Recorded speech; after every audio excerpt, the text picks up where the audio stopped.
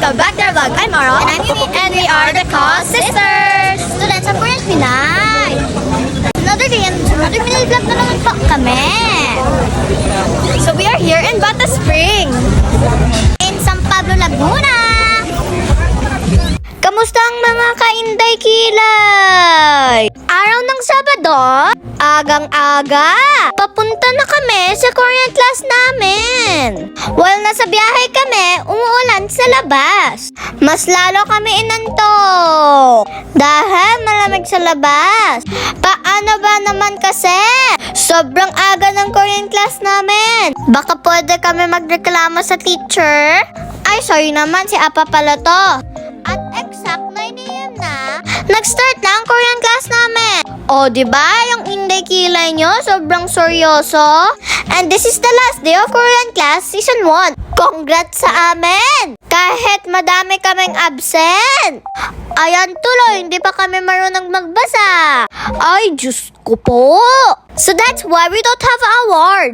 At medyo mahirap na yung turo ng sungsing name namin. At congrats sa ibang students. At 12 weeks learning, natuto na talaga sila magbasa. Tiyagaan lang talaga. Pag gusto nyo talaga matuto ng Korean. And this coming August, we're gonna start our season 2. O, sa mga kainday kilay, pag gusto nyo matuto ng Korean, o, tara na. And it's free pala yung teaching ng Korean. You just buy 1 drinks, mag-e-enjoy talaga kayo. So visit here at Glamedia Art Cafe. And fast forward, after 4 hours, we arrive in San Pablo, Laguna. Ang bilis ng transition ng mga inday.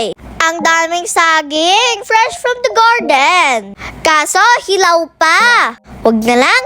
And dinner time, nagsalo-salo kami dito sa malaking malesa. Ay, mahabang table pala. And my mommy cooks with star tilapia and also my favorite food, paksiw. Ay, favorite ulam pala. Mapapa-only rice naman ako nito. And fast forward, kinabukasan, nag-swimming kami dito sa Bata Spring. Sobrang lamig ng tubig. Tamang-tama sa mainit na panahon. And our kuyas at titos, nagpaturo pa ng Brazilian dance. O, sa mga nature lovers at mahilig mag-swimming, ito ang place para sa'yo. Malamig na tubig at napaka-nature pa ang lugar.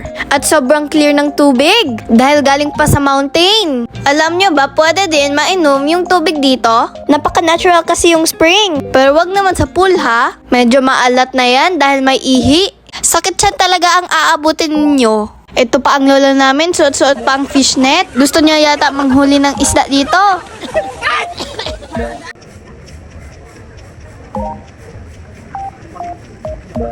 And we went to the pool side. Sa may waterfalls at pag nakupo ka na dito, it feels so relaxed and it feels like someone's massaging you. Habang nagsiswimming si Yumi, may nakakilala kay Inday Kilay ninyo. Shoutout po sa inyo from Batangas.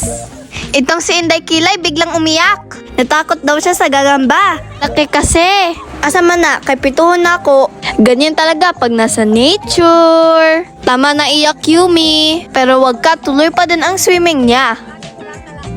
At nagkayayaan mag-Brazilian dance. Sabay sa uso daw ang trend.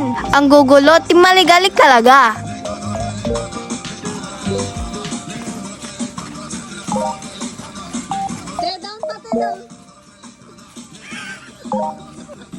At itong lola namin, game na game. Zumba ba yan or cha-cha?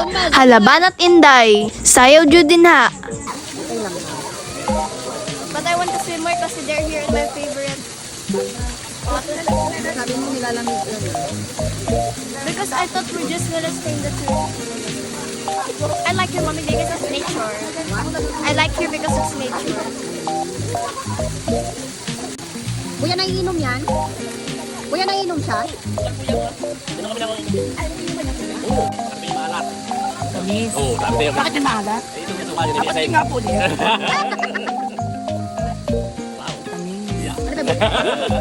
Maoras lamang sa pagtanas, hindi po nakapag-follow, please follow the Co-Sister po. That's all guys. Thank you for watching. See you in our next vlog. Bye!